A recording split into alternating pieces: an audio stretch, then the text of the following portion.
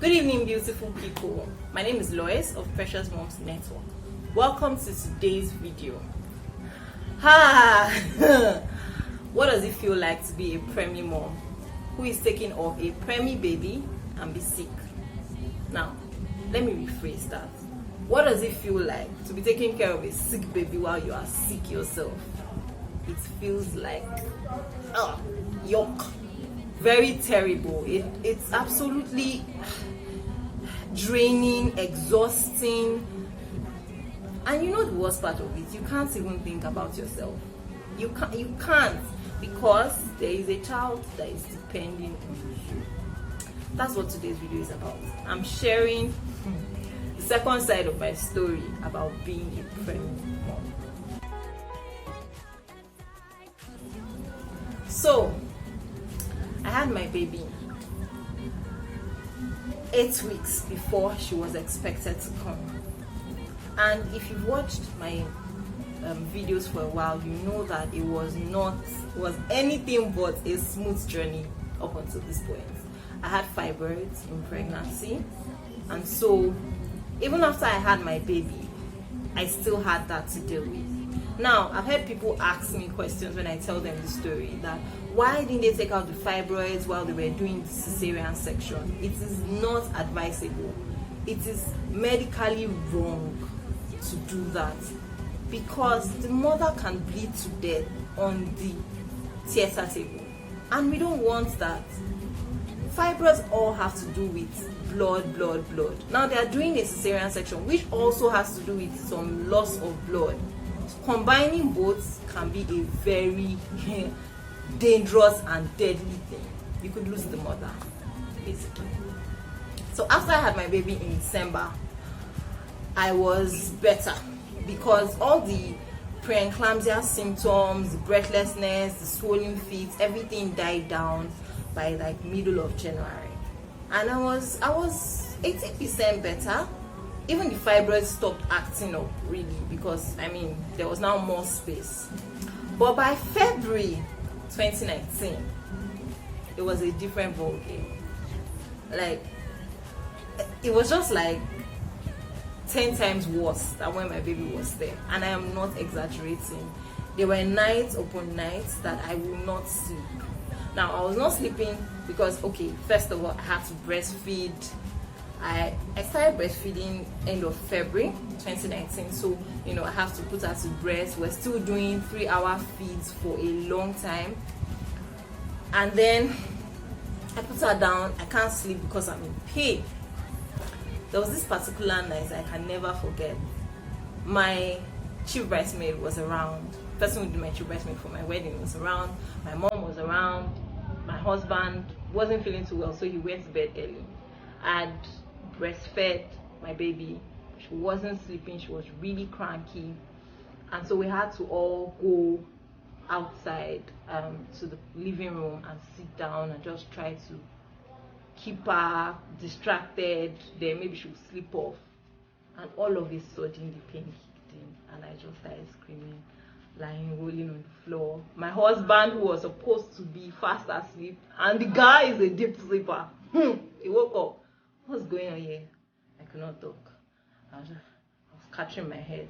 I was holding my tummy. I was crying, and I was trying to be careful because we have a baby who is very sensitive to people's feelings and moods. So I couldn't even shout. It was muffled sobs and all of that. Everybody was just praying, like, okay, God, what's going on? After a while, the pain subsided, and I was able to say, I think it's the fibroids kicking in. And my mom was like, that's soon. It's not supposed to even be easier now that there's no baby and all of that drama is over. And so the next day, went to the hospital, and yes, it was the fibroids acting up. And we started pregnancy journey with 3 fibroid cells. By the time I had my surgery in September 2019, there were 8 of them. So that meant that from February to September, they multiplied. And it was painful. Looking back, maybe I should have had the surgery earlier. But I was concerned for my baby. I wanted her to have reached 6 months and be totally well, not totally, but 50% of breast milk, and she could tolerate other foods. And I didn't know how long that was going to take. To be honest, I didn't I didn't start introducing solids, semi-solids to her until she was 7 months. And so when I started in 7 months, which was in August, I felt I just started, let me wait a while. So we kept pushing. Plus there was always one drama or the other. My PCV was low, or we fixed the days for that surgery like 6 times. And we had to keep moving it because either my PCV was low, or I started my period, or just something. Finally, we had the surgery. And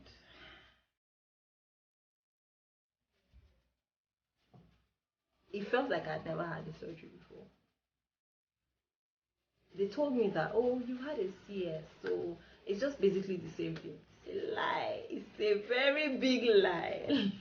Oh God. From putting in the catheter to everything was just different. They gave me an epidural, and they had to finally give me general anesthetic because they said I was too active during surgery. I don't even know what that means, but that was what I was told. And the surgery finished 9 a.m. I was moved into the theater 7 a.m. It finished around 9, and I didn't come round till 4 p.m.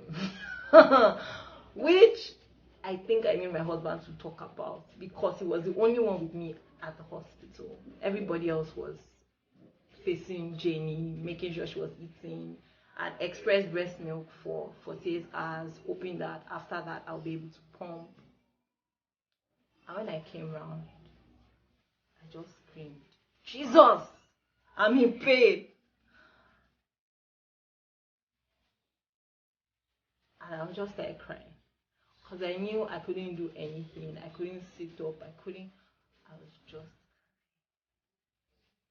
it felt like, was it even right to do the surgery? Shouldn't I just have, I was bearing the pain. What is this? Pain was mad. And then I had malaria. Acute malaria.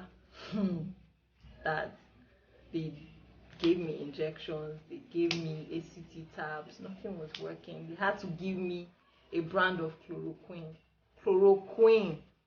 injection. My temperature was always spiking. At a point it was 39. And I remember that night in the hospital, I just started dancing on my bed like a mad woman. I couldn't really move. I was like, God, even the small moment I want to do this night, I must go home tomorrow. Because I'd stayed almost a week and I was just tired. And expressing in the hospital is not fun. It's not convenient. It's not conducive. Hospital environment and myself, we don't agree. So I wanted to go home. I was discharged the next day. And I went home. And then the reaction broke out from the chloroquine injections that I had. I'm mentioning it because I never used to react to chloroquine. So I didn't, they even asked me before they gave me the injections, and I said no. But when you marry somebody, the two of you become one. You need to ask those questions. My husband used to have reactions to chloroquine injections. I never knew. It was never a conversation to have. And so when I started having the reactions, we didn't even know what was going on. I was just itching all over. I had swelling, my temperature. We had to go back to the hospital 2 days after when nothing was working. And then the doctor just asked my husband casually, do you have reactions to chloroquine injection? I said, yeah, when it was small, I used to have reaction. He was like, that's it. So they gave me an antidote and I was fine. All the reactions stopped. And they placed me on another malaria ACT.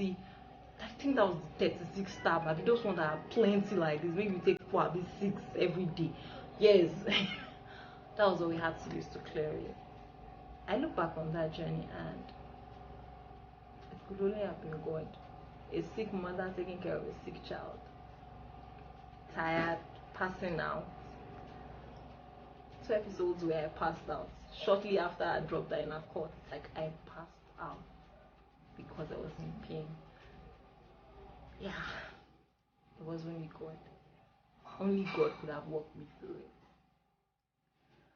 And then we go home, and after all of that reaction drama, my daughter one day was playing with her mommy, who likes to play too, and very playful, and took her head to the side where I had the operation, and I saw stars.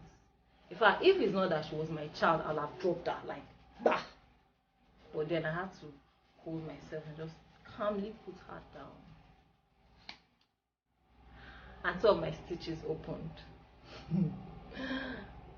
And I had to go to the hospital. I just thank God because I didn't have to go back into theater and have it restitched. I was able to just have it dressed and cleaned and all of that, and we were fine. But it was a long road to recovery. Up until beginning of December last year, I was still having pains. I was still... Surgery is not for new. I mean, it's 8 layers of skin that they cut. 8 layers. So even if you think that, oh, the outer layer is okay, we still have 7 more to go. But God, God, He came through as He always does every single time on my matter. And I'm sharing it to encourage you that regardless of what you are going through, but God will come through for you because He came through for me. And He's too faithful to fail. I want to encourage you to not give up. You might be a preemie mom too who is sick, having one issue or the other, or a term mom who has complications, or just somebody who is tired because everything doesn't seem to add up. God comes through. It might take a long time. You might cry your eyes out, but God comes through. So don't you dare give up. Hang on, even if it's just the hem of His garments that you're holding. You see that hem? He's enough. Just hold it very well with these 2 fingers like this. Bam! Father Lord, I'm holding the hem of your garment. It's fine. He knows, He understands, and He comes through. I want to pray for you that God will keep you. God will help you on this journey, and I will end in praise for you. God bless you.